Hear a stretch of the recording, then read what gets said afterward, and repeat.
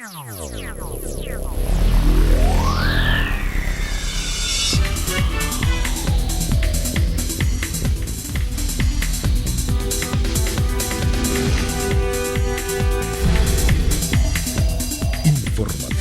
Mira TV está en ti. Amigas y amigos, sean todas y todos bienvenidos a la entrevista. Como siempre, un placer contar con su amable audiencia.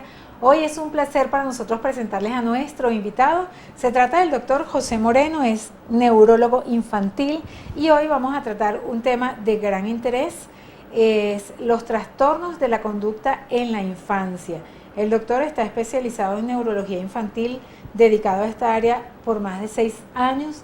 Y vamos a conocer un poco de esa experiencia que tiene como especialista en un área tan importante, porque todos sabemos que aprender a ser padres no es fácil, eso se da con la experiencia, y tenemos que delinear muy bien cuando hay algún tipo de trastorno en la conducta de nuestros niños, cuando ya no es malcriadez, cuando es otra cosa.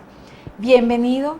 Gracias, una vez más, gracias por la invitación. Y súper contenta de que estés aquí, de verdad. Muchas gracias.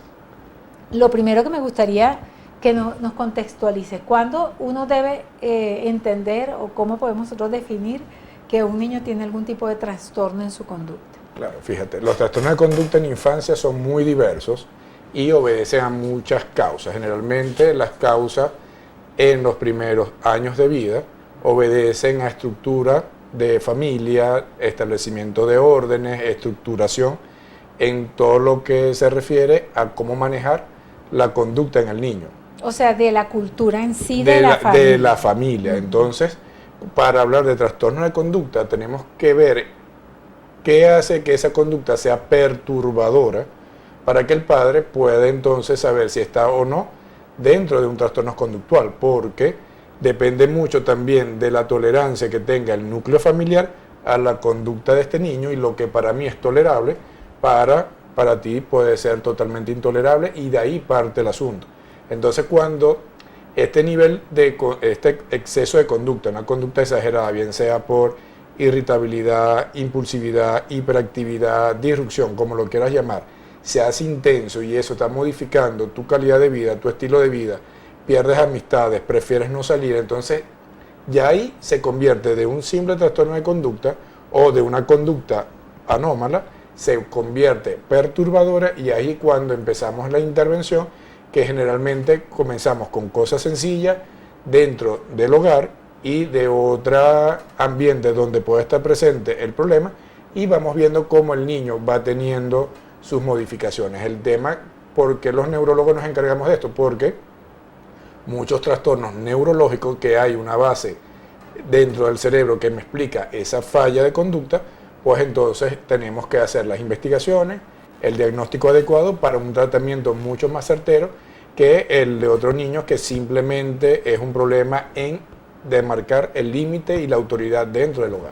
Doctor, ¿cuál es la línea que delimita el ámbito de la neurología con respecto a la acción en sí del niño o claro, las reacciones? Todo en contexto tiene que evaluarse. Muchas veces quien trae al niño son los padres, pero por referencia de familiares, de la escuela, y cuando es un problema neurológico, cuando hay antecedentes importantes de un embarazo de alto riesgo, por asfixia perinatal, encefalopatía, meningitis, que el niño haya cursado con retardos en adquisición de habilidades, lo que hablábamos de retardo global de desarrollo o retraso psicomotriz. Entonces, cuando el problema de la conducta viene asociado a otros hitos, entonces sí es un territorio neurológico. En la mayoría de los casos, afortunadamente, es un tema de orientación conductual, de psicología conductual, pero hay no hay un gran número, un número de estos niños, pues sí merecen la atención neurológica, porque la orientación de conducta no es suficiente. Entonces ahí sí tenemos que, inclusive en muchas oportunidades, después de una evaluación adecuada y una estructura psicológica adecuada, la medicación, pero eso es otro tema. En nuestros niños, generalmente, ¿cuál es el grupo etario que más consulta? Pues en etapa preescolar, cuando empiezan a ser muy hiperactivos, cuando empiezan a hacer muchas rabietas, pataletas, estos niños que por un estímulo inofensivo, vamos a poner un ejemplo vano, que no le dieron un caramelo, el niño se tira al piso, llora de manera escandalosa, 30, 45 minutos, y el papá después de este tiempo, entonces termina cediendo y él le da el caramelo. ¿Quién ganó allí? El niño ganó lo que quería, que era el caramelo, ganó la atención y sacar de sus casillas o de sus cabales al papá. Entonces lo que buscamos es modificar que el niño poco a poco vaya entendiendo que hay ciertos límites, que él puede comer caramelos, pero que eso tiene su regla, que hay cosas que se pueden negociar y hay cosas que no. En ese caso eso es como más bien de malcriadez, ¿no? Claro, pero es que el tema ahí de malcriadez entramos en lo que es permisivo y que no. Entonces, si yo tengo un niño que cada vez que me pide un regalo, un caramelo o una chuchería, yo se lo voy a dar después de un tiempo en esta situación, cuando se lo niego, él está exigiendo algo que tú lo acostumbraste. Entonces, que siente que es como un derecho claro, del padre y de darlo, acuérdate ¿no? que en el preescolar la manera de comunicarme, si no lo logra papá dame, mamá dame, entonces la manera de comunicarme es a través del llanto y lo va a hacer de manera enérgica y él va a hacer todo lo posible de conseguir lo que quiere. Pero si yo vengo acostumbrando al niño que hay ciertas situaciones o ciertas horas del día y bajo ciertas circunstancias él va a tener un caramelo, un dulce, una golosina X o una recompensa, entonces el niño va aprendiendo que él sí tiene derecho, conductas aprendidas, pero que todo tiene un límite. Es como, preguntan mucho, ¿cuánto tiene que ver un niño de televisión? Si tú, un niño de 3 años, lo dejas... Muchos niños son criados por la televisión. Por la televisión, por los tabla y iPad. videojuegos. Entonces, y eso me está dando una parte de estimulación sensorial muy importante, auditiva y visual, pero me está restringiendo el chamo. Y códigos también de conducta. Claro, ¿no? me está dando Formación. códigos porque acuérdate que si estamos hablando en el preescolar, ese comportamiento preoperacional es mucho por imitación. Entonces, si yo en X programa vi una conducta que generó en los padres de ese personaje una recompensa que a él también le puede satisfacer, él va a copiar esas conductas. Entonces, todo se basa en límites, en colocar límites claros para que cuando empiecen a aparecer estas rabietas, que lo vemos con frecuencia, y todos pasan por eso, todos los niños pasan por ese tipo de conducta, hay que ir modelando, no debemos llegar a una nalgada para que el niño no haga caso. No se le debe pegar al bajo ninguna circunstancia, o sea, eso no tiene cabida y escucho con mucha preocupación muchos padres que dicen, bueno, pero a mí me pegaron y no me pasa nada. Oye, ¿cómo que no te ha pasado nada y estás institucionalizando una nalgada? O sea, ¿cómo que no te pasó nada y tú estás diciendo que es bueno? Que es bueno, o sea, no, el maltrato físico bajo ninguna circunstancia está permitido y cuando esta conducta sea tan perturbadora que no tengas otras opciones, entonces tienes que buscar la ayuda. Yo agradezco cuando viene primero de la orientación psicológica o el psicólogo de conducta hacia neurología y no cuando llega primero a neurología y después va a orientación de conducta. Debe ser primero orientado a ver si el Claro, tema se puede solventar en ese cuando este punto. tipo de conducta es muy intensa, que el niño es irritable, que llega incluso a tener fallas del humor, el niño te agrede, el niño si no logra lo que quiere rompe objetos, tira objetos, daña propiedad privada, entonces piensa que el cerebro no está bien regulado y probablemente sí tenga algo de razón, pero el cerebro, por su plasticidad maravillosa, habituación y versatilidad, yo puedo instruir conductas adecuadas para que el niño en el momento de frustración, y lo va a tener, pueda manejar sus emociones. Técnicas para de manejar sus emociones. Entonces, allí como neuropediatra es a donde quiero siempre llegar. O sea, yo te puedo enseñar cómo modificar las conductas del niño a través de los especialistas que hay, pero que eso no significa que el niño no vaya a tener una frustración de ese momento en adelante. Lo que sí tienes que aprender es a extinguir esa conducta, porque todos hemos visto en centros comerciales, en fiestas, cuando el niño se la rabia en el piso, inclusive claro, llorando. en el piso. Entonces, ¿qué es lo que más ves cuando el niño se tira al piso? El papá encima del niño dándole nalgada. Entonces, sí. Y los dos haciendo un espectáculo muy lamentable. Claro, entonces uno lo que trata es en consulta orientar lo que tienes que hacer. Mira, tienes que tratar de colocarte a su altura, hablarle con pausa, porque si él se altera, yo me altero, eso va a ser un choque.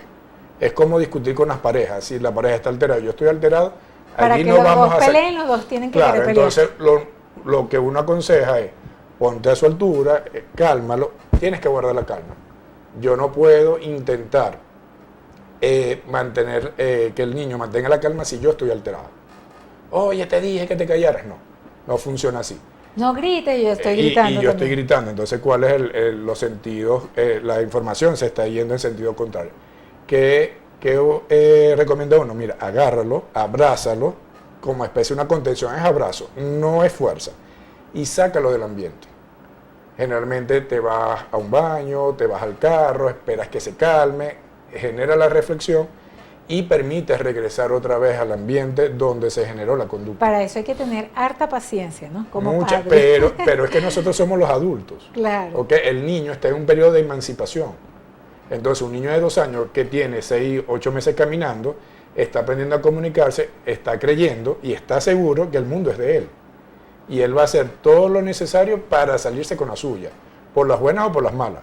Y es una actitud que si se controla bien y se canaliza debería ser buenísima, que llegasen hasta adultos con esa concepción, pero hacia el éxito, ¿no? Claro, es que no de eso se trata, porque estos niños disruptivos, impulsivos, destructores, no se van a quedar toda la vida en 2 o 3 años, lo vas a tener con esa misma conducta en edad escolar. Si no son canalizados. Entonces, no son canalizados, vas a tener fracaso escolar, vas a tener fracaso social, y mi mayor problema es la adolescencia, que entonces pueden caer en situaciones de riesgo, de droga, actividad ilegal, porque no fueron colocados los límites. Entonces también, aparte de yo tener paciencia, de saber cómo actuar, sembrar límites y valores, es importante, porque lo que yo no siembro en la etapa preescolar y escolar, no lo pretendas recoger en adolescencia y en adultez, porque no lo sembraste. Doctor, en la próxima parte me gustaría que usted nos comente acerca de desde qué edad nosotros podemos detectar que podría eventualmente el niño tener algún problema de conducta, desde qué edad podemos nosotros evaluar, bueno, mira, esto no es normal, si es todavía de meses o hay una edad específica donde ya uno debería estar evaluando cómo se están llevando las cosas en el hogar de manera que tenga un desarrollo sano, que una malcriadez no se convierta ya en algo cotidiano, sino que se pueda efectivamente canalizar cualquier situación que se presente. Entonces, en la próxima parte vamos a continuar analizando este tema tan interesante con nuestro invitado.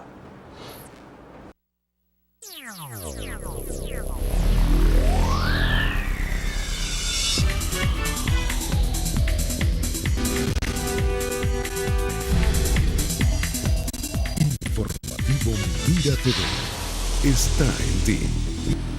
Continuamos, amigas y amigos, hoy conversando con el doctor José Moreno, neurólogo infantil. Nuestro tema, trastornos de la conducta en la infancia.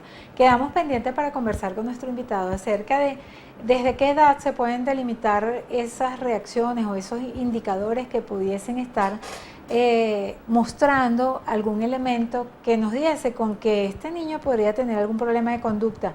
Obviamente me imagino que eso también tendrá detrás los antecedentes que pudiese tener el niño y tener uno como una alerta, ¿no?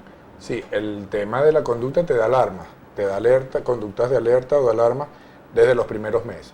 ¿En serio? ¿Desde Sí, bebé? Desde bebé. Estos niños que pasan rato largo llorando en una hora específica, son irritables, les cuesta calmar, el llanto es intenso, monótono. ¿Como desde qué 6 meses? No, antes, desde el mes, 2 meses, y estos niños que después de los 3 meses, aparte de que tienen fallas para dormir, niños que le tocaría dormir un promedio de 12 horas y duermen 6, 8 horas, entonces uno tiene que ir sumando, ¿ok? Siempre uno recomienda todo eso, anótalo, consúltalo al pediatra porque el pediatra está preparado para afrontar, y si no tienen la información, pues muy seguramente va a buscar a quien sí las tenemos, pero desde pocos meses de edad vamos a tener esta falla a nivel de la regulación del humor, niños que lloran con frecuencia, que no se calman con facilidad, que tienen dificultad para dormir, o una vez que se duermen entonces despiertan 5 o 6 veces por noche de manera inexplicada, y hasta que la mamá no los consuela o no les da lactancia, entonces ellos no se calman. Entonces ese tipo de situaciones, aunado a problemas de que el niño puede tener el tono muscular mucho más incrementado, eso también me va sumando y voy a tener fallas en la regulación del humor en la etapa de lactancia mayor y preescolar, y eso sí obedece a problemas neurológicos per se que ¿Y qué merecen sería? apoyo O sea, antes. ¿qué problemas, por ejemplo, podrían presentarse? Mira, si yo tengo un niño que se asfixió al nacer, o sea, que por algún motivo el niño no respiró y tardó más de 5 minutos en ser reanimado, eso me deja secuelas en el cerebro que, aparte de los problemas motores, que generalmente es lo que más llama la atención, que son estos niños rígidos o con tetraparesia espástica que están en los coches, también yo desde temprana edad pueden tener problemas en esta conducta y son chamos muy irritables. Posteriormente también estamos cada vez afortunadamente ahondando más en integración neurosensorial, que ellos puedan procesar mejor las sensaciones tanto visual, auditiva, táctil y gustativa y puedan tolerar este tipo de sensaciones, y eso va a hacer que el humor se regule de mejor manera. ¿Y ese tipo de cositas son irreversibles o se No, pueden yo puedo resolver? modificarlas, yo las puedo modificar. Si es una asfixia perinatal o produce una encefalopatía, obviamente sí voy a tener un trastorno motor importante con repercusión en la parte cognitiva que va a tener cierto compromiso en la calidad de vida. Pero este tipo de conducta generalmente va ligada o bien sea a futuro a problemas en el aprendizaje, a trastorno de hiperactividad con déficit de atención, que es quizás lo más conocido, el famoso TDAH, que es el niño, no, todos son el niño es hiperactivo. Y ahí ahorita ahondamos un poco más sobre esa falsa concepción que ahorita hay más hiperactivos que antes. ¿Y Entonces, por qué? Porque un niño es hiperactivo. no, el niño, es que volvemos a la tolerancia. O sea, un niño, según la edad, tiene periodos de máxima atención. Yo no puedo pretender que un niño de 3 años vaya a estar 1 hora sentado en un pupitre o en una Más bien mesita. debería ser malo. No es normal. Ellos lo hacen a través del juego. O sea, él puede estar jugando y aprendiendo a través del juego, pero no pretendo que un niño de 3 años yo le voy a tener 1 hora enseñándole los números, porque no voy a alegrar su atención y eso no lo hace hiperactivo. ¿Ves?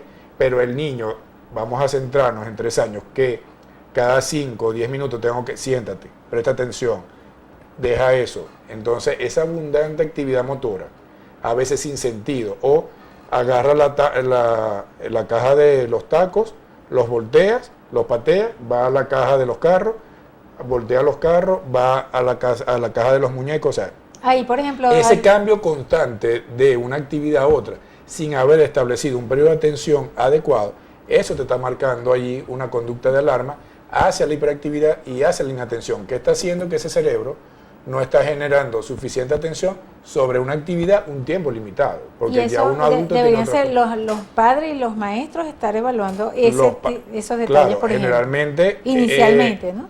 hasta que el niño no entre a preescolar, es difícil detectar, al menos que dentro del grupo familiar o de amigos haya alguien que sepa del tema. Pero generalmente es la maestra de maternal o de preescolar quien da la alarma.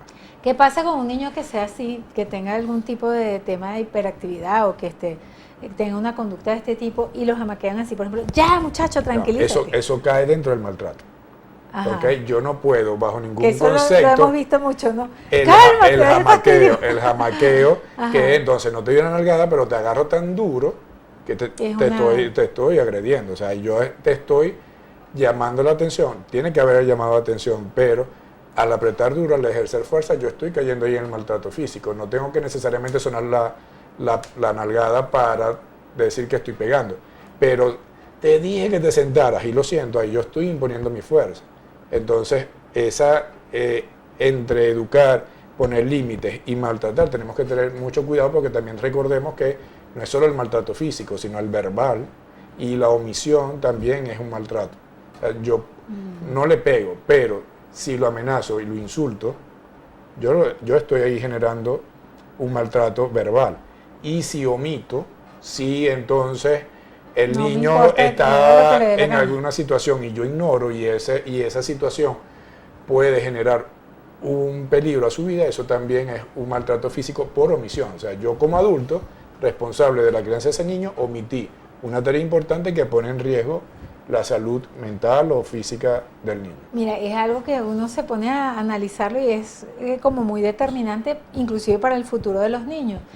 considerando que la personalidad de los niños, de las personas adultas, se ha desarrollado en una edad temprana, creo que hasta los 7 años, de acuerdo a los especialistas. Es que el desarrollo conductual es muy dinámico.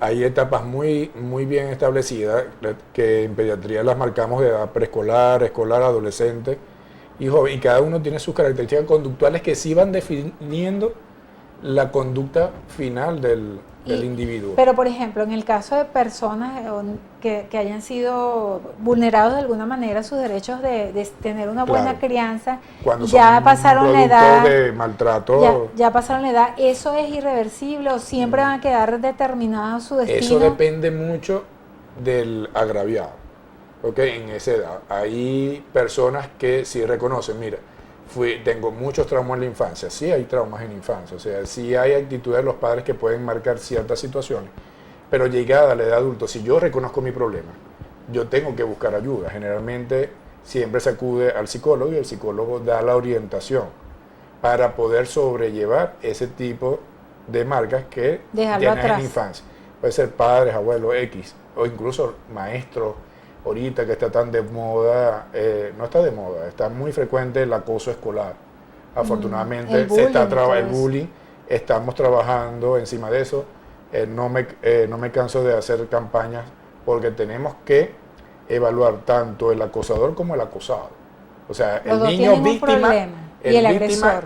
Y el victimario, claro. Entonces, generalmente, claro, nos comprometemos un poco más con la víctima, con el agredido, pero ¿y qué está pasando con el agresor? ¿En qué ambiente está viviendo? ¿Qué está pasando en ese núcleo el que agrede familiar? es porque es agredido también, es maltratado. Exacto, entonces hay que mirar, o qué problema de conducta, porque hay problemas neurológicos conductuales cuando el niño es el TDAH impulsivo o explosivo intermitente que termina sometiendo a alguien más débil que él. Entonces este agresor también necesita ayuda.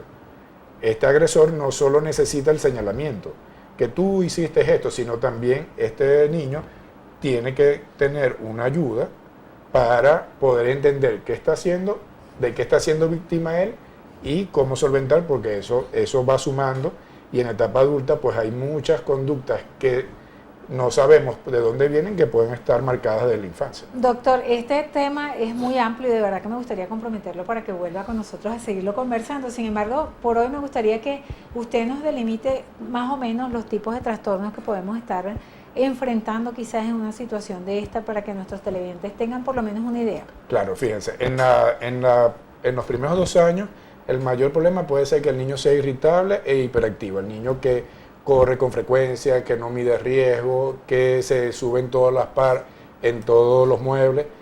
Eso es fácil de manejar, pero a partir de la etapa preescolar tenemos el trastorno conductual per se, el trastorno oposicionista desafiante de la infancia, el negativista, y en etapa escolar el más conocido es el trastorno hiperactividad con déficit de atención.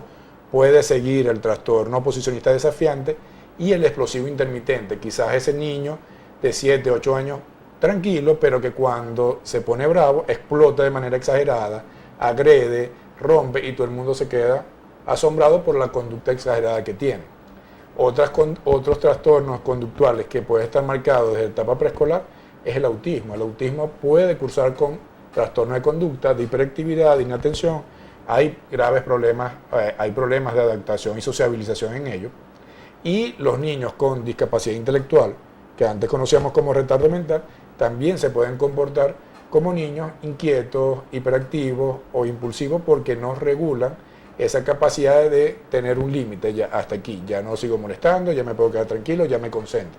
¿Y es sano, por ejemplo, estos niños que pasan horas y horas y horas frente a los videojuegos? No es sano, claro, o sea, que no es sano. No debería permitirlo no, los padres. Yo siempre yo hago la inducción y lo dejo mucho al criterio de los padres.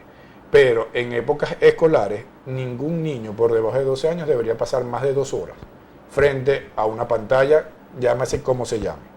La parte de los videojuegos, del televisor, iPad, todo esto debería estar regulado en épocas vacacionales y fines de semana previa negociación. Si tú obtienes tal calificación, si tú logras tal objetivo, yo puedo darte un tiempo más.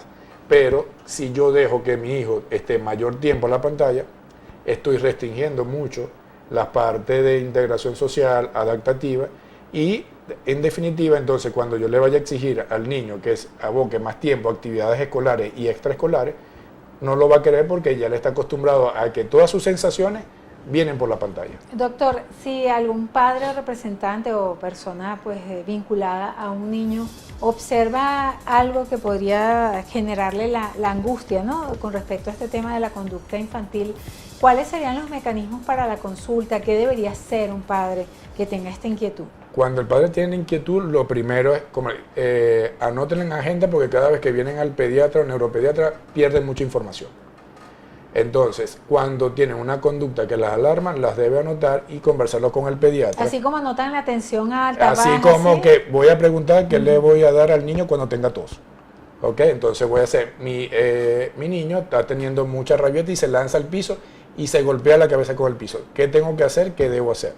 Esas preguntas tienen que estar allí porque a veces venimos con tantas preguntas que quizás esto de la conducta termina siendo algo menos importante porque estamos pendientes de la gripe, del moquito, de qué comer, que las vacunas que le tocan.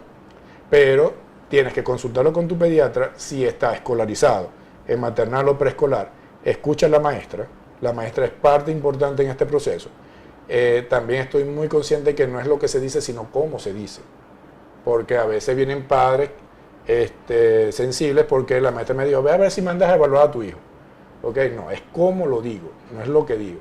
Entonces, cuando una o dos más personas de importancia dentro del núcleo del niño, bien sea de familia o escolar o amigos, te da la alarma, entonces evalúala porque esa conducta va a permanecer en el tiempo y sola no se va a modificar. Y en cuanto a la medicación, ¿en qué momento eso es pertinente e indicado? No, la medicación sí es netamente del área neuropediátrica y nosotros para llegar a la medicación tenemos que entender el funcionamiento completo del cerebro de ese niño.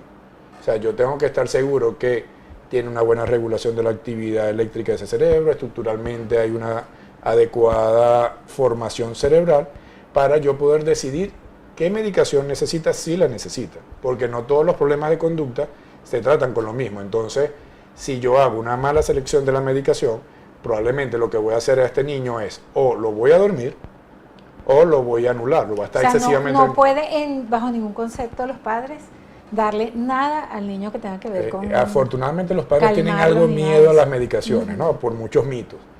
Pero incluso para uno como neuropediatra, a la hora de iniciar la medicación, tienes que haber cumplido ciertas etapas para estar seguro. Porque cuando nos entramos con medicación, no pasa una semana que los padres abandonan el tratamiento porque el niño se me duerme en clase, la maestra empieza a notarlo mucho más tranquilo de lo habitual y causa ciertas emociones adversas a la medicación, entonces hace que el padre abandone el medicamento y abandone la evaluación médica y psicológica. ¿Qué pasa en ese caso? No, lo que debemos hacer es una selección adecuada y la implementación progresiva de la medicación. Yo siempre les digo, cuando lo necesita, este es mi teléfono. Cada 3 días, cada 4 días me estás escribiendo, llamando, para que podamos saber en qué vamos. Si me llamas al tercer día, mira, tiene 3 días que se duerme hasta el mediodía, ok, entonces hay que bajar la dosis, hay que subirla, hay que cambiar el horario. Pero estas medicaciones no lo van a volver adicto, no le van a quemar neuronas, no los van a poner tontos.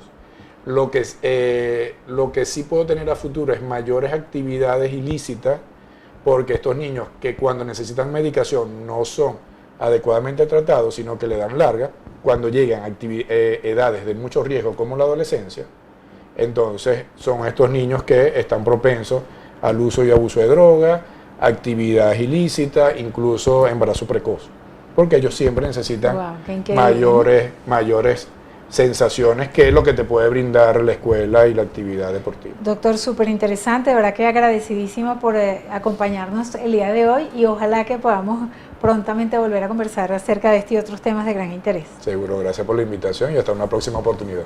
Gracias, así conversamos con el doctor José Moreno, neurólogo infantil, acerca del tema de los trastornos de la conducta en la infancia. Nosotros por nuestra parte les deseamos una feliz jornada, a nombre de nuestra productora Jessica Dirinot, nuestro director Antonio Brantes y quien tuvo un inmenso placer de conversar con ustedes, Daisy Oropesa. Chao.